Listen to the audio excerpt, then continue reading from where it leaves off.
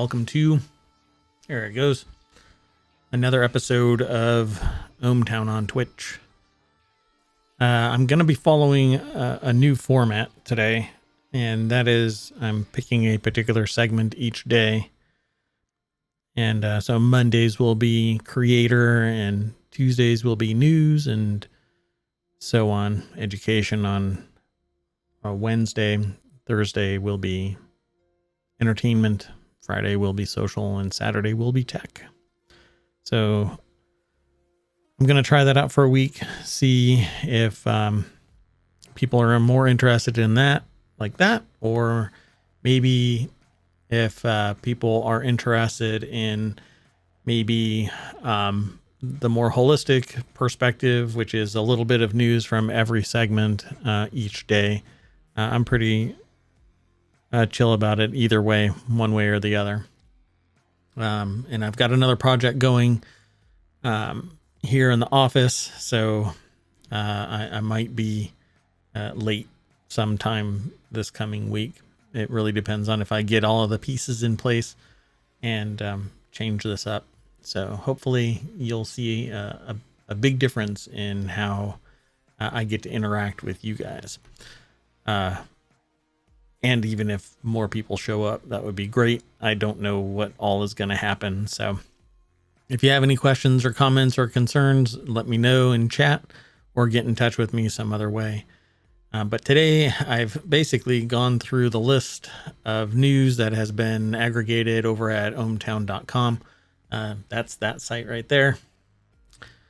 Again, at the beginning of each of these shows, I tend to give a brief rundown of what ohmTown is. ohmTown is basically a community of aggregated news and the people that want to view it. So not everybody is interested in coming to Twitch, and I'm very new on Twitch as a streamer.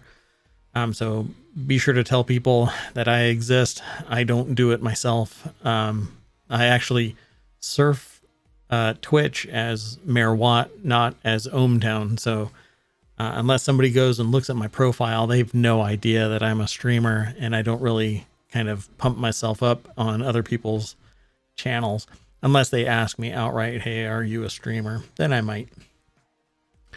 But yeah, if you are interested in this stuff, feel free to throw a question in chat and tell some friends that ohmTown exists. And ohmTown on Twitch is, I don't want to downplay my existence on Twitch, but the bulk of what ohmTown is on Twitch is really ohmTown.com.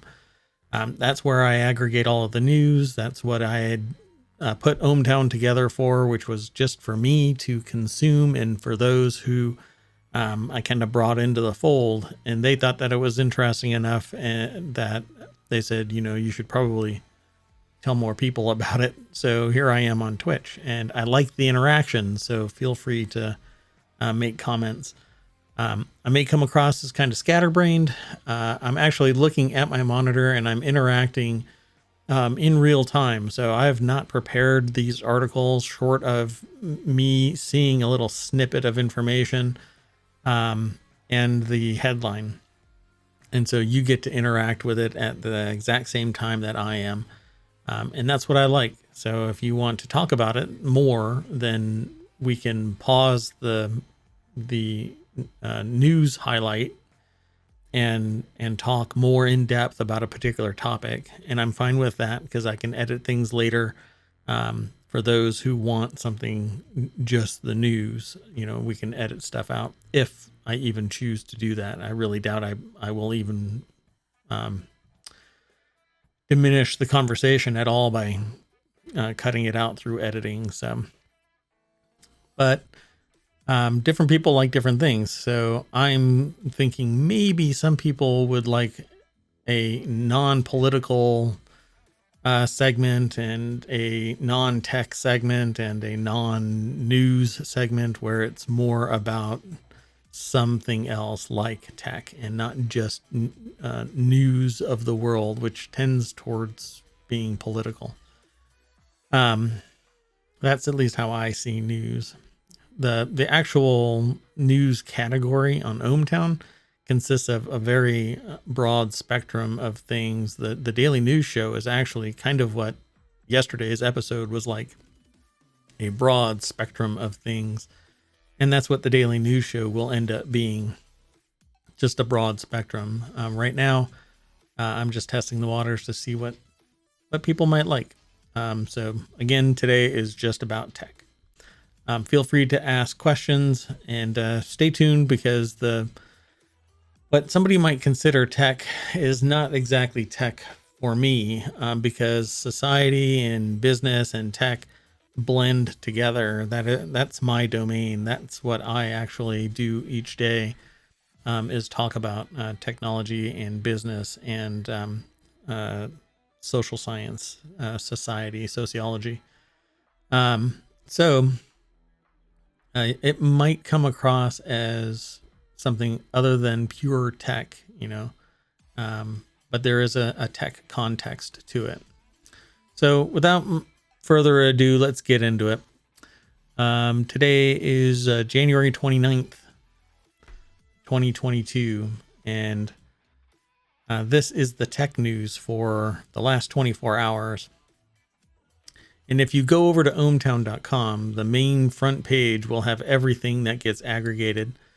If you go into the categories that are next to the logo, you will see groups underneath it, and each of those groups gets news aggregated into it based on me reviewing a news source and appreciating its value and its authenticity and its trustworthiness. Happy to discuss that if somebody is so motivated. But in a nutshell, creator kind of shows that I am planning on launching. I want to get to 50 shows all together across these segments. News has things like Commuter, and Hatch Ideas is a business related show. Mobile is a general news for focusing on hyperlocal things, so it may not appeal to everybody. Stock Marketeers is about business stock specific concepts. A more holistic understanding of a business and how the stock market is performing. Not necessarily deep, big brain, day trading kind of thing, but more understanding the holistics of a business and its stock performance. And then the daily news is what I mentioned earlier, more a holistic kind of news program. Education is just that. Dictionary is about the creation of words. Far Weekly is about federal acquisition regulations to help people get a better understanding of government contracting, why things cost the way they do, and why they take as long as they do, and why a lot of people feel like, government contracting is a real problem. Four Wheel Tech is about cars. Greenagram is about being eco-friendly. Semiotic ontology, pardon me.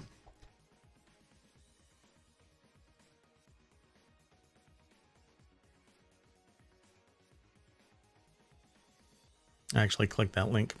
I'm actually looking for a host for semiotic ontology, but semiotic ontology is basically the study of how things get meaning, like a sign or a color. Temporology is about time and time travel. The word in law is about law, of course. So there's more categories after that, of course, but technology is the one that we're going to talk about today. So I get kind of sidetracked, and I come back to the real nuts and bolts of the show. With that in mind, the first episode is actually a continuity report, which is under social. It's more into entertainment, which it just hasn't made its transition yet. But the reason why I have it with technology is because it's tied to Spotify. Spotify is a music site, but it has a very social and technological impact. And so this mysterious delete Spotify image appearing on Spotify is kind of like how things happened with Twitter a while back, and Facebook, where people were basically protesting the very organization they are using, which sounds weird, but I had a conversation with someone a while back who, because of the actions that somebody else took in protest, they basically stopped doing and stopped liking something that they had loved doing, day in, day out. It was quite interesting to see happen. And I said, well, when people lack a platform, then they have to use what they have at hand as their platform. And if it happens to be the very platform that gives them a voice, then that's what they'll use. And it's up to that platform to decide if they want to bear the burden of censoring someone. Obviously, the conversation is a little more personal than I'm willing to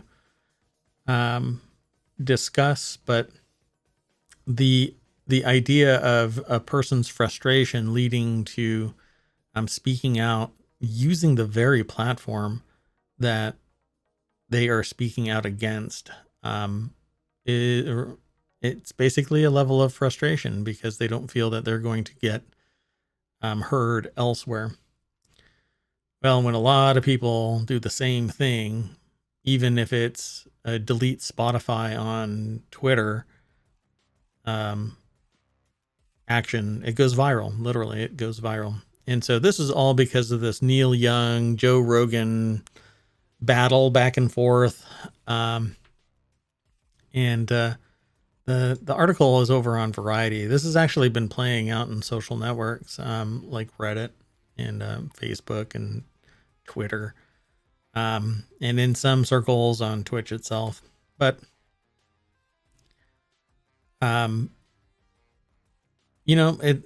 if people want to do this, then so be it. It's odd because normally what would happen is if you don't agree with something, you just walk away. You just walk away. You have nothing to say. But this is an attempt to respond publicly to an action that they feel slighted by, which was Neil Young's music being pulled off of Spotify because of something going on with Joe Rogan. And you can go and look into it more about that. But Joe Rogan has a massive following. It transferred over to Spotify when he switched platforms. And those who are backing Joe Rogan really, that they find value in Joe Rogan. As simple as that. And then just like something else, if enough people were to protest against Joe Rogan's existence on Spotify might do something about it, whatever it is, right? Because what Spotify doesn't want is to lose listeners, lose engagement, and they also don't want to breach a contract. So if the contract says that Joe Rogan is there in perpetuity, however long it is, and there aren't massive slings and arrows being hurled at Spotify, all this does is raise awareness about Spotify. And consumers have a knack for just kind of going, man, this is a non-issue. It's just somebody making a comment about somebody else. And there's a lot of equivocation and a lot of alternative facts. And because this is all vaccine pandemic, don't tread on me kind of discussion. There's a lot of passion across the board. And I can't say on both sides because there really is, it's too absolute to be both sides. But that's me. I do believe that at times, let me see something here. There is a side to pick, but on this, it's a musician talking about something and an entertainer talking about something, and neither one is a subject matter expert. So to me, it's just their opinion about things, and that's it. I mean, just like me talking about it here, it's my opinion on this. And, I haven't been in the entertainment media domain for 20, 30 years. So obviously I have no following to give me credence, to give me gravitas, to give me power. So to me, it's just a couple of people hollering at each other. So you pick and choose, really, but this is a social movement. This is using technology to make change, to affect change. How this does a positive change is beyond me. But it's literally two people arguing in a hallway in high school. So, and that may not mean much to somebody, but, or it might offend somebody. And for that, I can't understand why, but feel free to throw it in chat if you are upset about me diminishing this argument between Neil Young and Joe Rogan, and now Joni Mitchell is pulling their music from Spotify in protest of Joe Rogan's podcast on Spotify, all because of the misinformation that Joe Rogan is using his platform to spread. And that is actually a problem. The rest of it is just a bunch of people having an opinion. And this is true. It is just Joe Rogan's opinion. But misinformation is a factual inaccuracy. You shouldn't be spreading false information. And this can be proven demonstrably false. It's not open to debate or discussion. If the information is incorrect, it can be shown to be incorrect. And a lot of it is, trackers in the vaccine, and it's questionable and rushed and whatever else. And some people have died because of it. Yep, absolutely. But you know what? We're trending towards 1 million people dying due to the virus itself. And the vaccine has slowed down that rate. And it's been shown that those who don't get the vaccine are the ones that are ending up in the ER now and dying. So when you look at these numbers and the number of deaths related to the vaccine, are on par with being the 47th state in population, right? You kind of have to look at it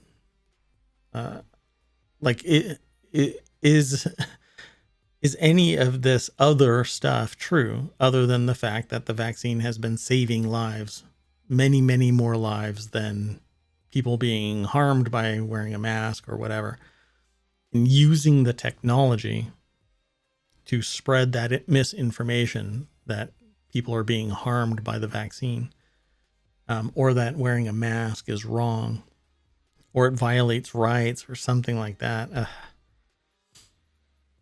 The funny thing about it is, if another side of this said, hey, it's important that you wear a mask, people would fall over themselves trying to wear the mask. If the right person said wear a mask, people would fall over themselves to wear a mask.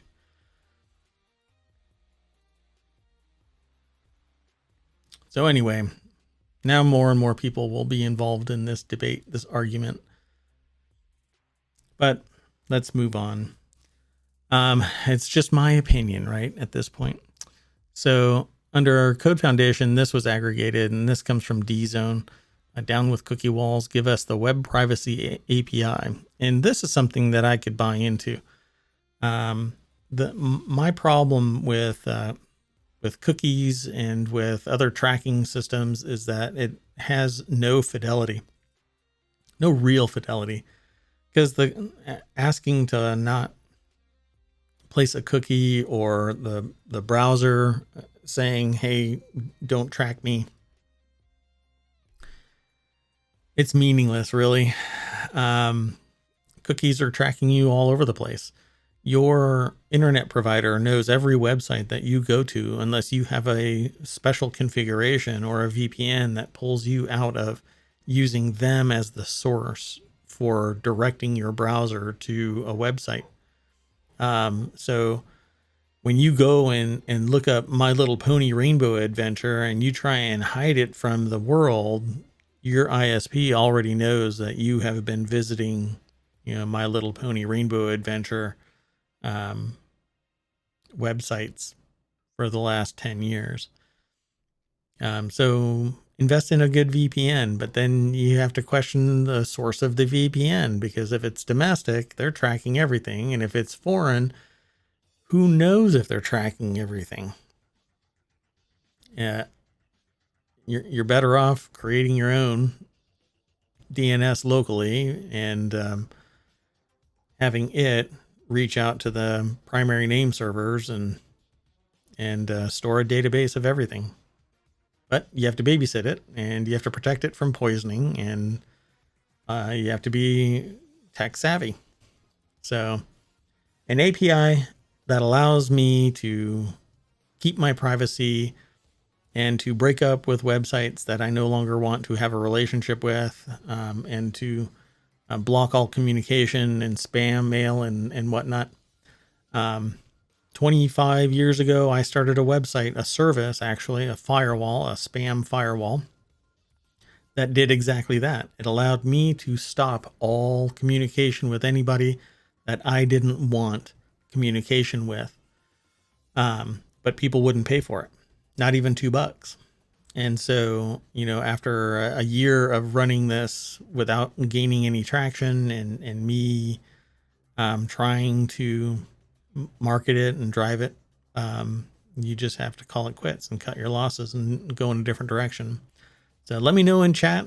Let me know somewhere that you are interested in a service like that, and I'll bring it back.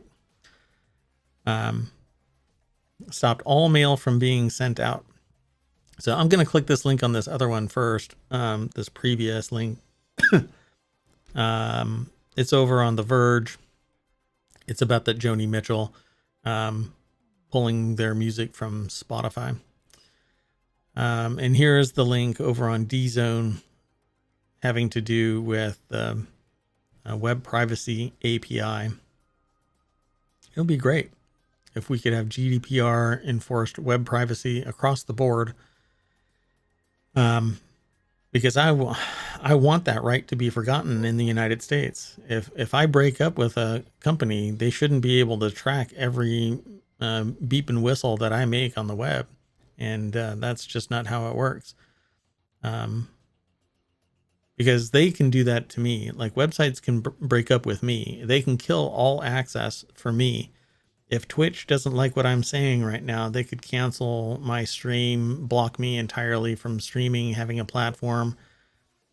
If I'm even allowed to surf the rest of Twitch, it would be as a ghost. And Reddit does the same thing. You can be ghost banned. Shadow banned is what it's referred to as. And so you think that you're consuming everything and interacting, but nobody sees your posts or your comments or your profile. So a web privacy API would be great. Maybe I don't want everybody to know about me. You might feel the same way. I'm a big fan of mechanical keyboards. And again, this is all like a stream of consciousness. These links aren't grouped in any particular order. They have been acquired throughout the day. And I'm just showing you what all is on ohmTown and talking about it. And hopefully, if you're in chat, then throw a comment or two and let me know what you're thinking. So this Keytron Q2 mechanical keyboard, enthusiast luxury at a decent price. 1 second. I'm sorry. I have to take a drink.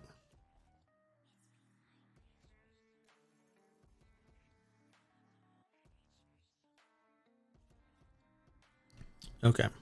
So this link is over at Ars Technica. I want you to go over to Ars Technica and check it out.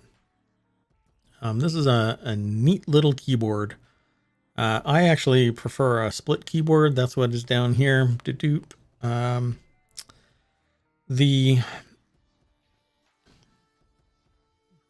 particular one, I've got another one over there that's a loud mechanical clicky, and but this one has silenced reds, and it's not LED. It's very quiet, but split. The Keytron mechanical may or may not be, depending on which which switches are in it.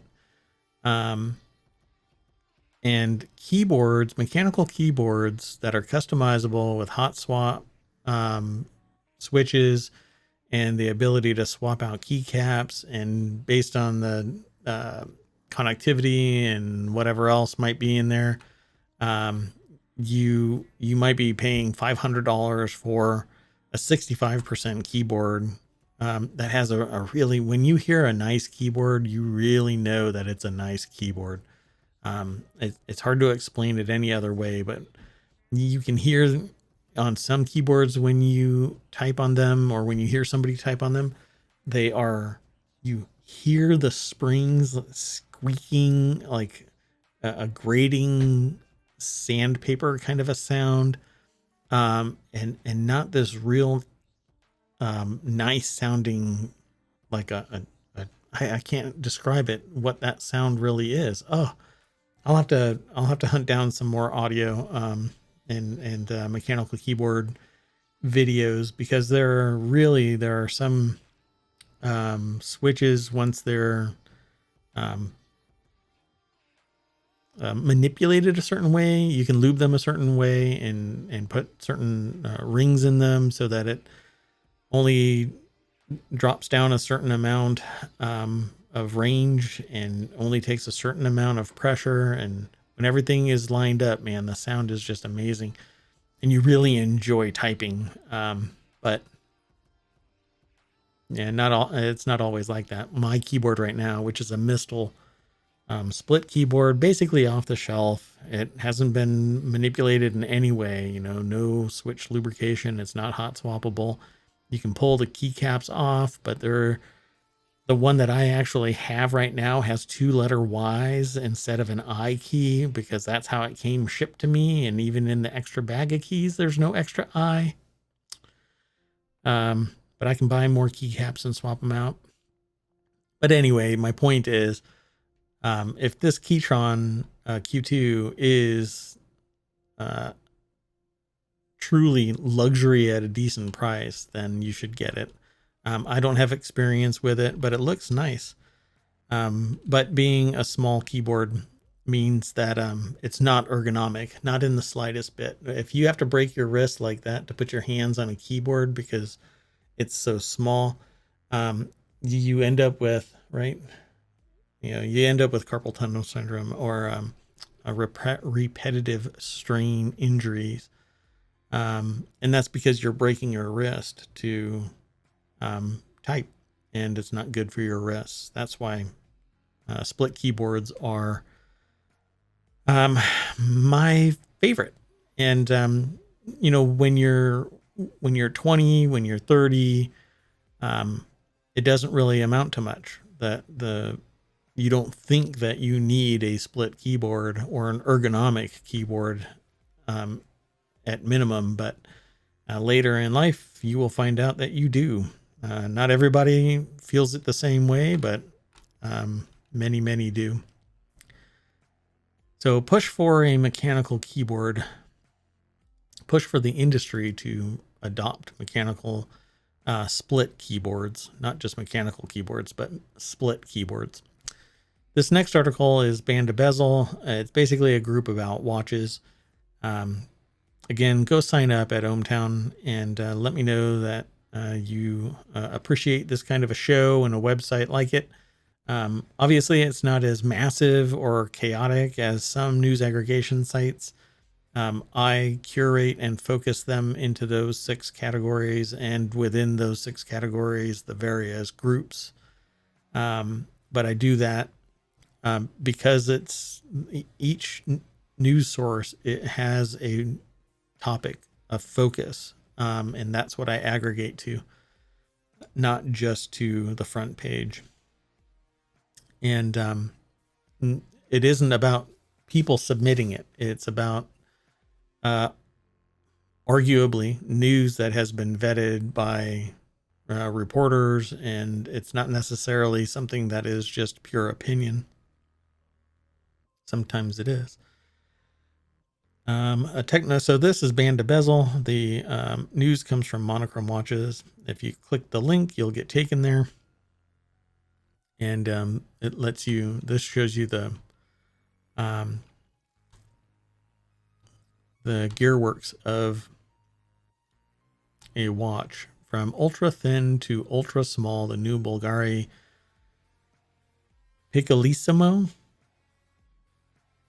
So really tiny. Calibre BVL 100. I guess that's it. So if that is a match head, that is a tiny, tiny watch.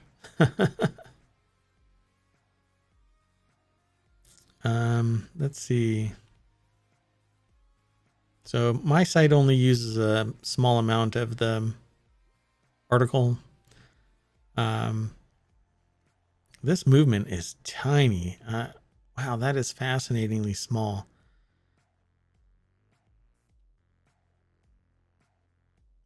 Sorry, I'm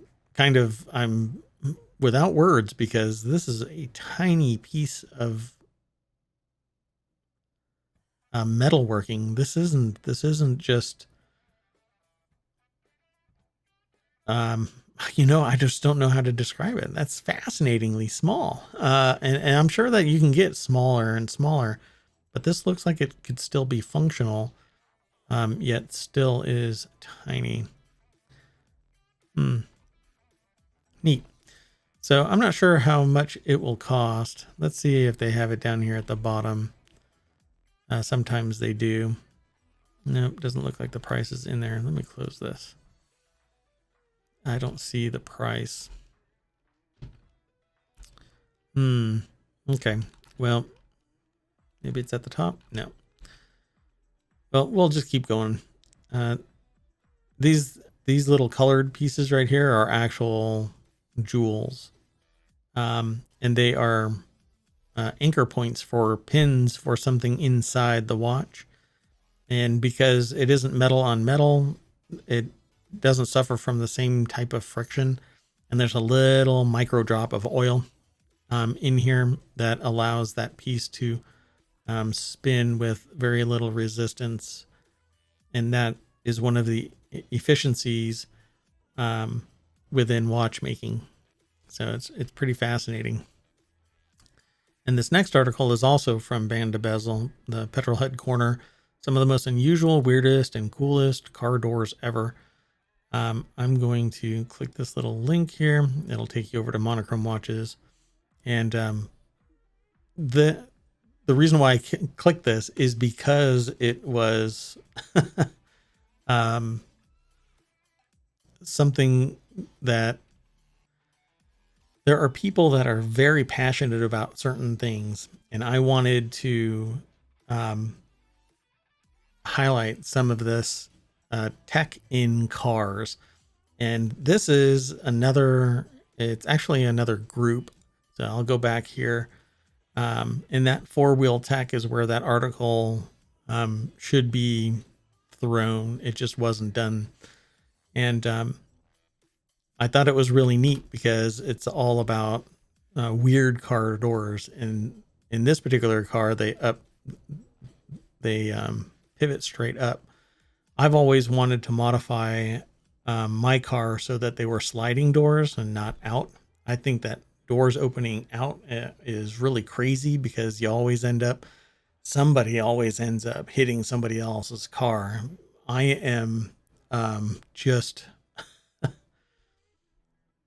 I'm so aware of other people's property that my car door would never hit a stranger's car door, because I don't ever want to damage somebody else's property.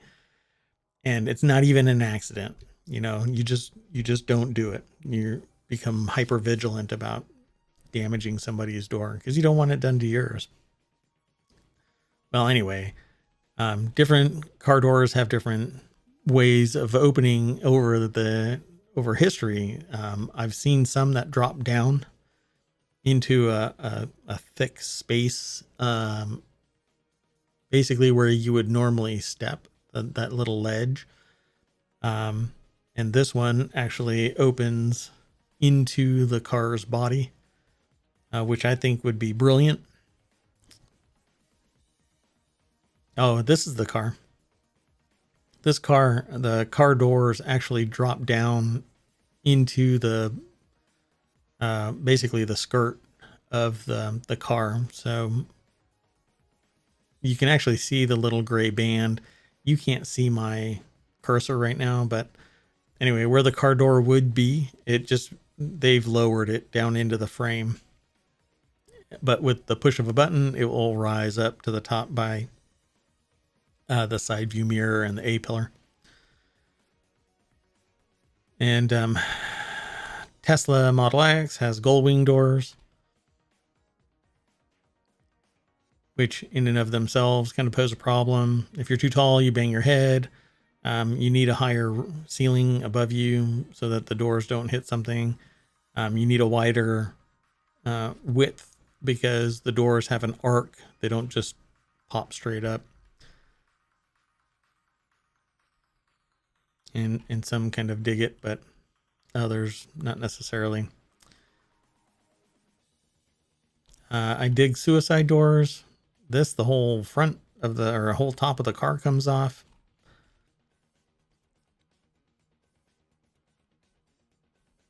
Yeah, and these are the kind of the suicide doors, as they're called. This is sort of like it, but they're like a pivoting round door.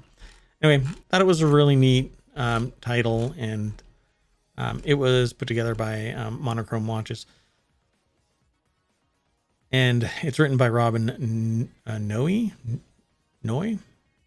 I'm probably horribly butchering that name, so go check it out over at monochrome-watches.com.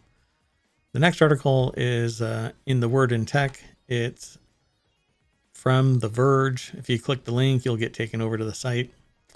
But a USB power meter cable charging up Skydio 2 drone.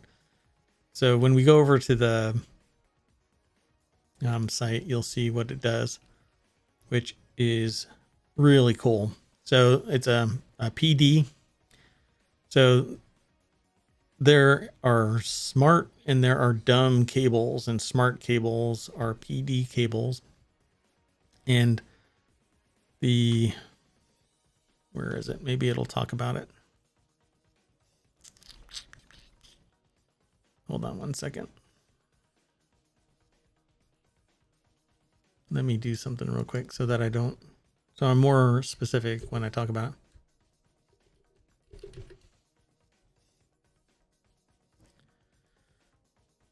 Okay. So I can't really get too deep into the reads with it, but so I've got a product that I'm developing, and it knows the amount of power that's being drawn. And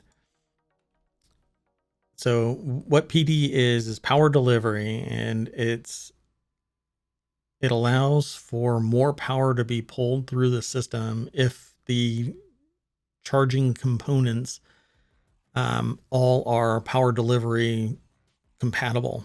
And so you can actually feed more power into a system that has the ability to draw on it. It's kind of Um, I presume that it is kind of like Apple with their cables having little chips in them to let everything know in the system what is being charged and how fast it can charge and what the level of charge is.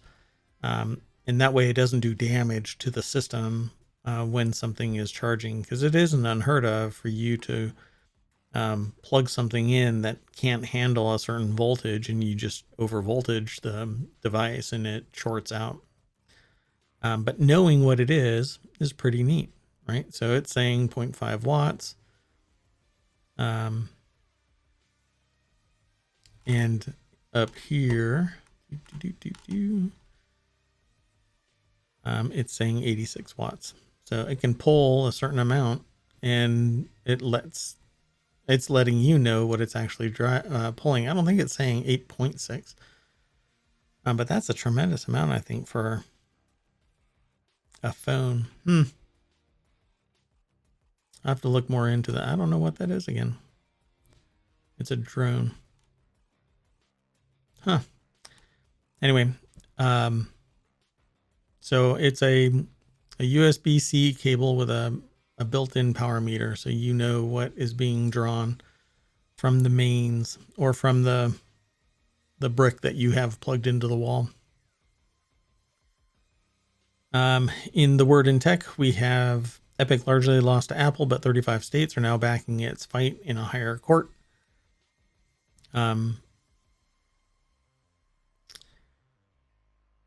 Basically, this is going to be continued in the court and in the states, and it will be revisited as time goes on.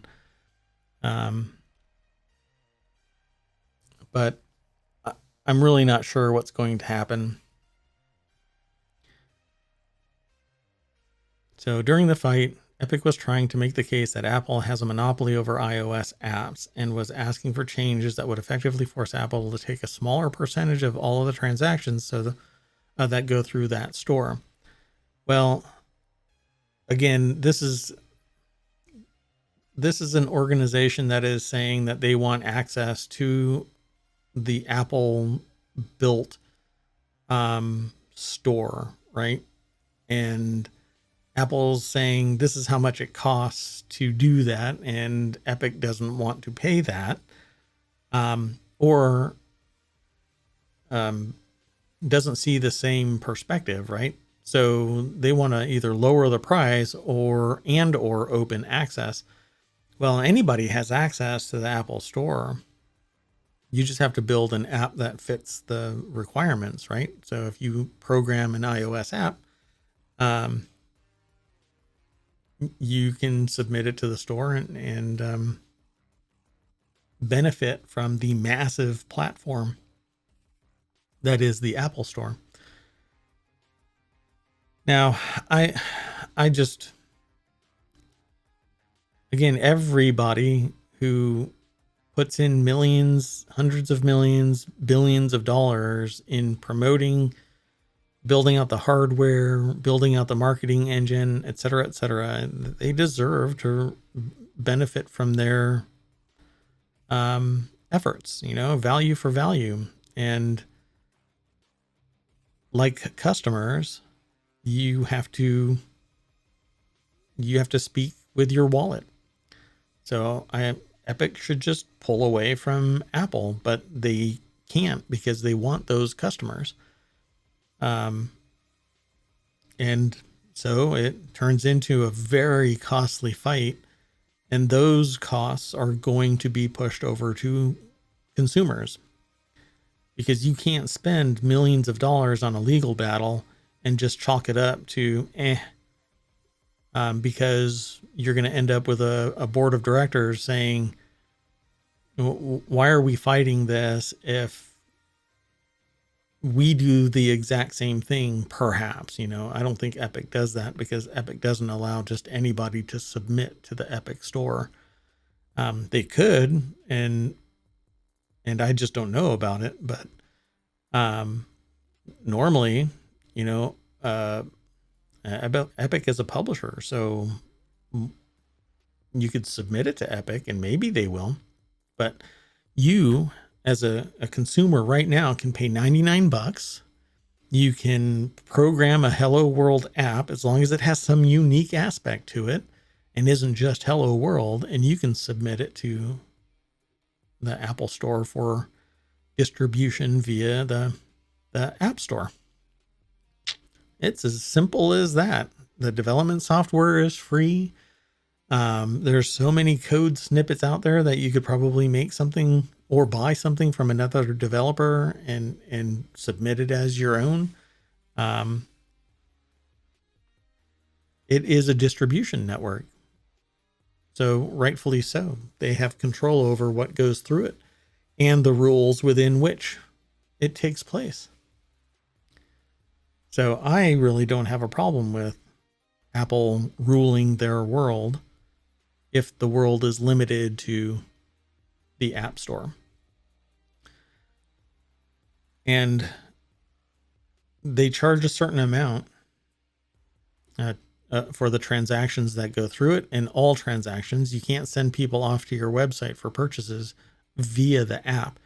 You can tell people in your app, go over to our store and purchase it on our website.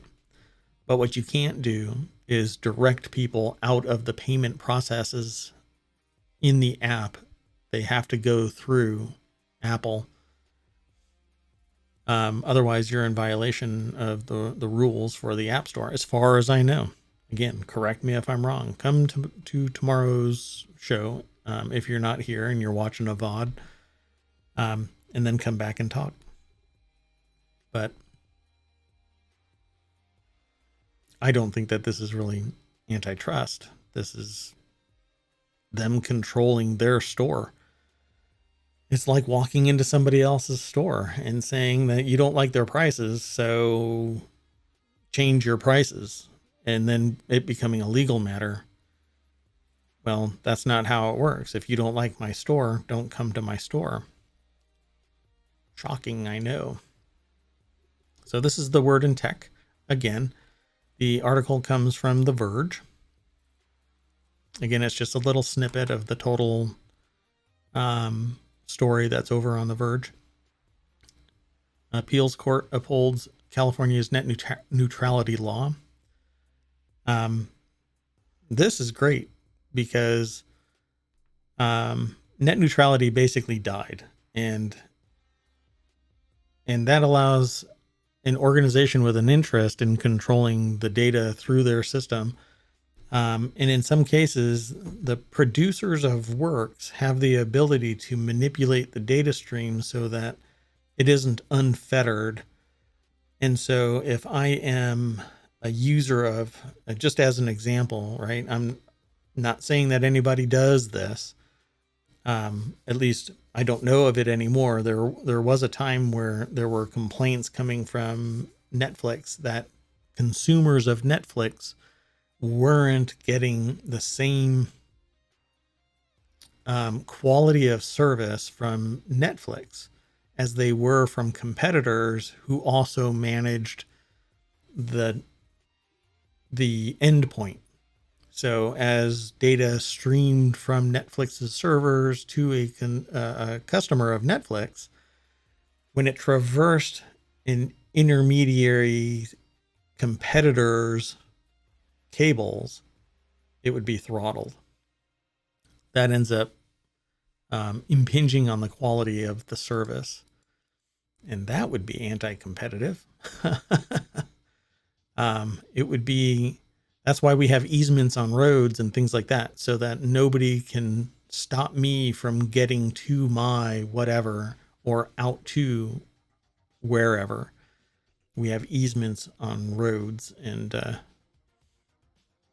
yeah, it's interesting that it's allowed to be done, considering how much taxpayer value has gone into having fiber installed across the nation. So we're going to keep on going. I'm falling a little bit behind to stick to my 1 hour. My commentary tends to be very light and not a deep dive into anything, but Sometimes I go off the deep end talking about this stuff. And this next article is from Ars Technica. Apple now allows unlisted apps on the App Store. I thought that was interesting. That you can basically anything that was ever publicly accessible in the App Store was listed, but apparently you can hide an app from public but still access it if you know the right way to get to it. So making an app unlisted means that it won't show up. So Apple has added a new feature for app developers. Pardon me 1 second.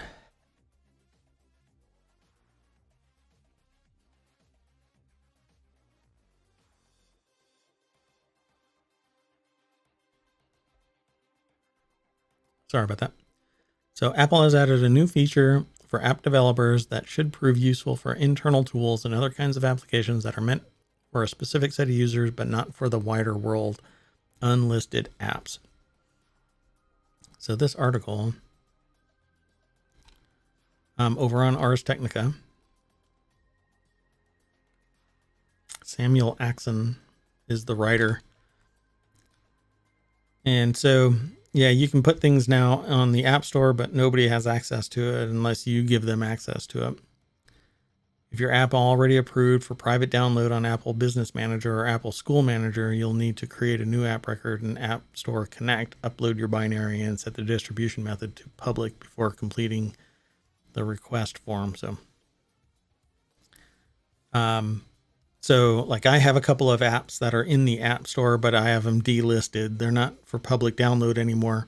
I need to do updates, and I just don't have time, and I am not a very good programmer. So if anybody is out there that wants to program and update a couple of apps for me, that would be great. Anyway, there you go. This next article is The Word in Tech. So there is some concern about 5G rollout of the C-band 5G. And it's basically a problem with the possibility of miscommunication taking place between telemetry providers. And so that's why they tell us to turn off our devices. And with 5G, it's louder and more difficult to break through it. Pardon me 1 second.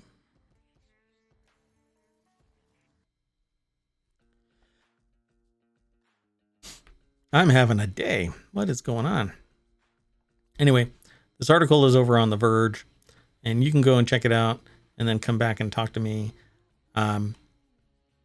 5G is coming, and we'll have to hash out the issues. But like I said, carriers, this is the quote from the article. Carriers have provided more precise data about the exact location of wireless transmitters and supported more thorough analysis of how 5G C-band signals interact with sensitive aircraft instruments, according to the FAA statement released on Friday. You can read more on The Verge, but essentially, because of the way that 5G is in its frequency and how loud it is,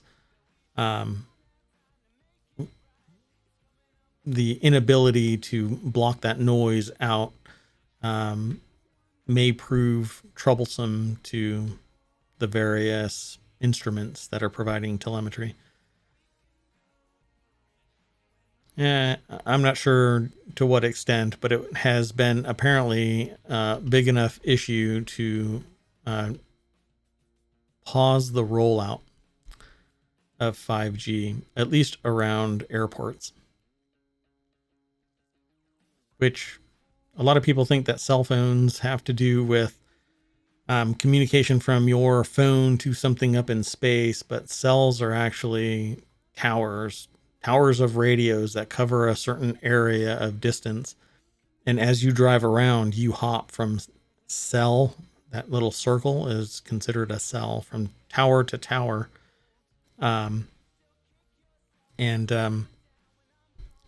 Sometimes they look like fake trees. Sometimes they look just like metal posts that have a bunch of things bolted onto them at the top.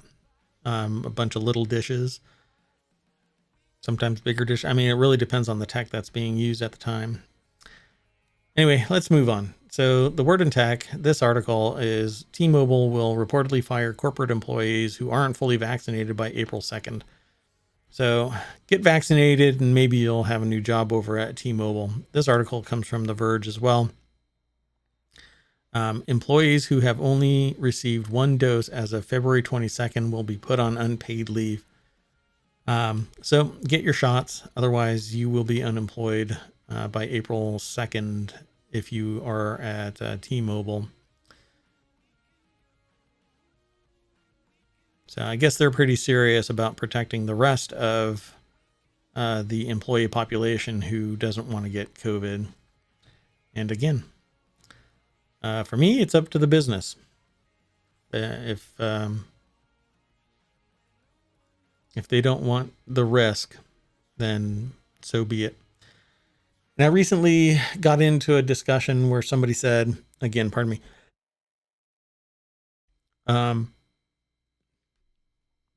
that why is it okay for businesses to do this when a business can't tell you, no, I don't want to bake your cake.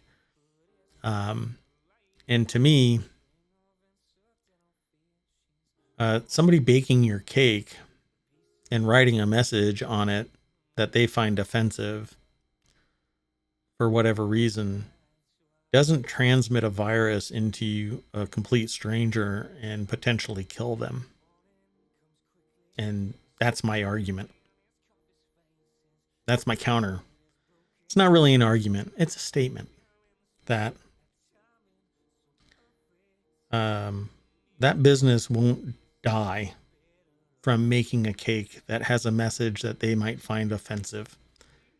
And then the absurdity of the offensive message, a reasonable person wouldn't find the message on the cake offensive, or should even care. Hey, here's $50 for the cake. Awesome. Thanks. See ya. But that's not really what it was.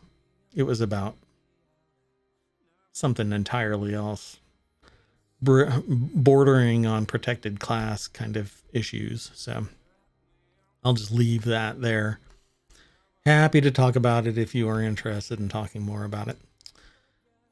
This next article is over on Smack Talk on ohmTown. It's sourced from Apple Insider. If you click the link on ohmTown, you'll get taken straight to it.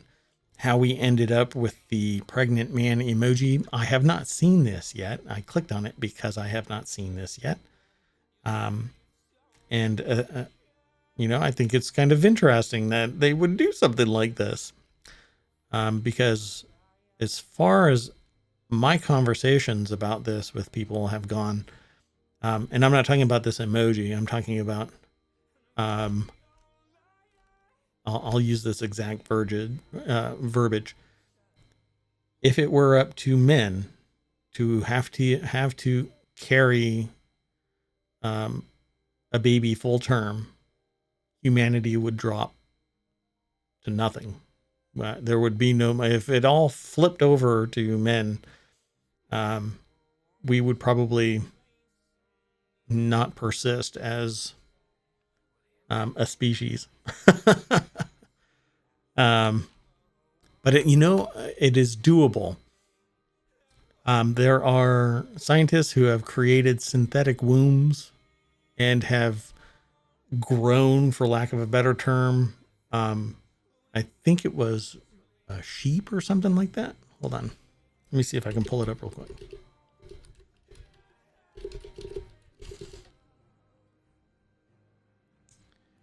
Let me see if I can pull it up. Yeah, it was a lamb. So the research article is titled "An Extrauterine System to Physiologically Support the Extreme Premature Lamb." And so I actually saw pictures of this a while back. Yeah, there it is. It's on The Verge as well, by the way. If you're oh so motivated, just type in their artificial womb in their search box and you'll see it. And yeah, we can do it. So all you guys out there who are interested in being a surrogate, now you have an emoji that can support your efforts. So good luck with that. I'm too old. I couldn't do it. Pardon me 1 second. I need to fix the humidity in my office because this is killing me. Anyway, the article goes into greater detail about how we ended up with it. So you can go over to Apple Insider and click the rest of it, but thought I would bring it to people's attention. So I can't even read the rest of this. Anyway, go check it out and then come back and talk to me. The next article is again on Smack Talk, and it comes by way of Apple Insider as well. And it says Apple warns macOS Monterey beta testers of file vault issue. And this is why I don't use a production system for beta testing. And you never should. One misconfiguration, one wrong bit, and you end up with a dead system or faulty file system somewhere, losing data, all kinds of things. So if you are bold, then go for it. Use betas on live. I might do it on something like an iOS device or an iPad OS device, or even watch. All of it backs up to the cloud, right? So if you back up everything to the cloud, you can always recover a previous iteration, roll back to your non-beta install, and then download the old backup from the archive. Perfectly sane thing to do, but throwing a beta on your one production system is not the wisest decision. So be aware of this file vault issue. Whatever the solution might be, it doesn't even matter at this context. I'm just drawing attention to the fact that there's a concern. It says here might cause a boot loop when attempting to log back into the previous volume.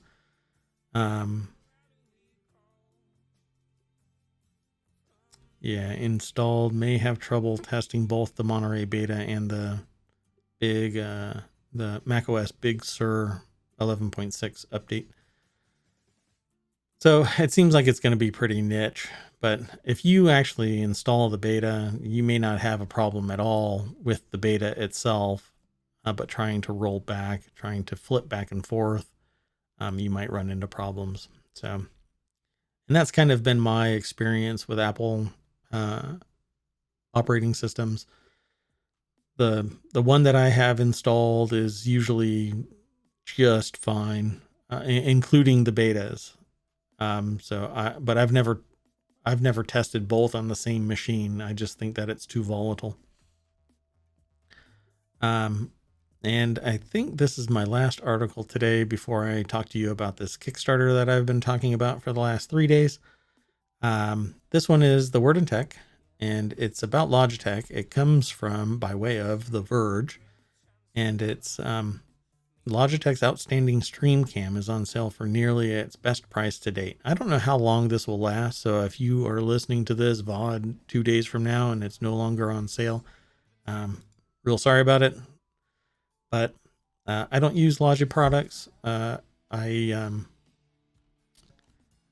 actually have a face cam. I used to have a 4K camera, but nobody was really using 4K cameras for ingest servers, so thought it was a waste. And so I'm actually using an Elgato face cam, and it works with all the rest of the stuff that I've got. So, but this Logitech stream cam is on sale, and it looks pretty neat. And Logitech products are pretty darn good. I used to have 4 other cameras here in my rig, but I have since taken them down to minimize the number of cables that are floating around. But Logitech cams, they last forever. I've never had a problem with one at all, ever. So, this is obviously, to me, anything from Logitech is pretty good. So don't look away from it. Which is funny for a camera. You don't tend to look away from it. And my project that I'm talking about, hinting at, actually involves a camera. That one right there that I'm talking to. So stay tuned. I don't know when it's going to happen. It's not particularly complex, but it takes some decisions that I have to plan for. So keep checking in if you are curious about the change, but I think you'll notice it. Okay, and so that is the news, but I want to talk again about Above Snakes. Yesterday and the day before, I spoke about Above Snakes. It's a Kickstarter that is still going for another 20 days. Odds on I won't be talking about this much more than today. Maybe I'll bring it up tomorrow. It really depends on if this lands on my radar again. But this is a really fun looking game. I have not played it myself. I'm part of the pre-alpha because of my pledge on Kickstarter. And it's a Western inspired survival based building game that uses tiles. And what happens is you gather resources, and I can't really describe it in other games terms because doing so would be a disservice. Essentially, it's a base building game where you gather your resources to do certain things on your base, and then as you approach the edge of your tile, you get an option to choose what the other tiles around you will be, one at a time, off of each edge.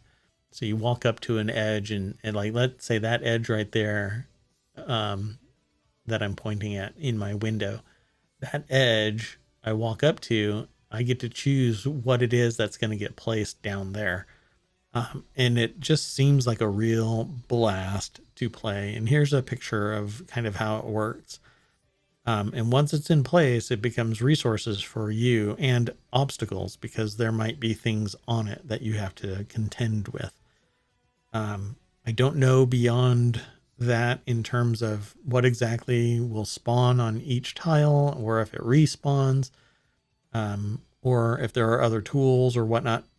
I know that there are tools. I know that there are weapons. I know that there's zombies because I saw it during a playthrough, or I should say a demo on Twitch, by the way. And it says, carefully consider the resources required for continuing on in the world and invest your goods wisely. I hope that this is open world and not really kind of roguelite or roguelike. I know that they both have different meanings, but what I want is an ever expanding world where I can gather the resources and add another tile, and gather the resources and add another tile, and basically become the best that I can be with the resources that are at hand, and or whatever respawns, and just contend with that. But we'll see what the ultimate final build when this thing reaches that state, because at the end of the Kickstarter in 20 days, Kickstarter will have to process things. Amazon will have to process things, because I think it all goes through Amazon. then keys go out for the pre-alpha. And then from there, the developer will continue to evolve it, do some assessment of the players who are doing the pre-alpha, make changes, add things. And what I really want, okay, I'm going to scroll really fast. I hope that it doesn't make people's head explode. But down here is eventually, where is it? I'm going to scroll faster. 1 second. I'm really sorry. So those are different tiles. Here are the stretch goals. So I think spirit shrines are really cool. But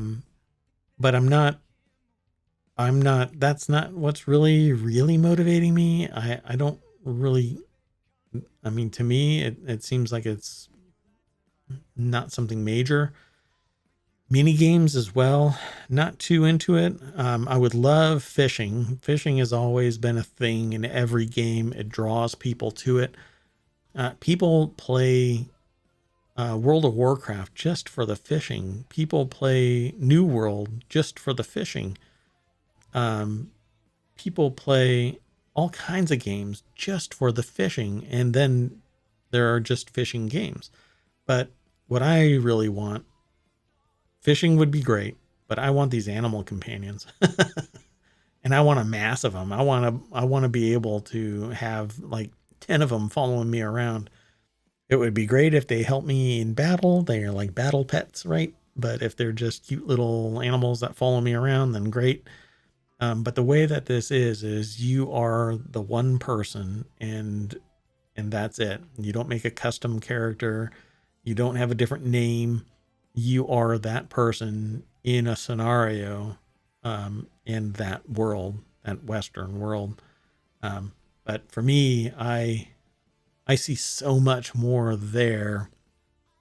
But any reasonable programmer, software engineer, developer, business person knows that you have to start with a minimum viable product, do what you need for that, publish it, and be done.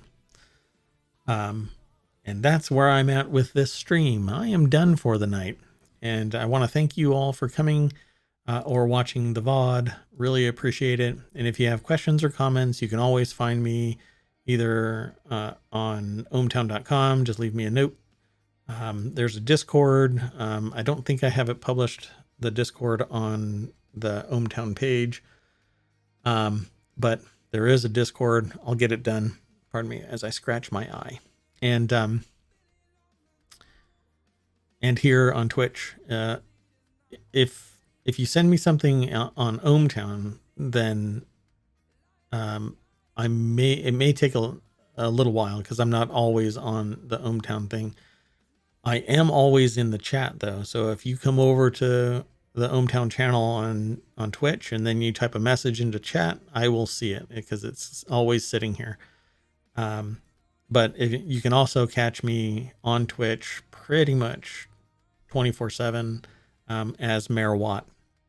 And while I'm working on my day job stuff, I also have Twitch open. Kind of, it's like my radio. So keep coming. Thanks for coming. And I will see you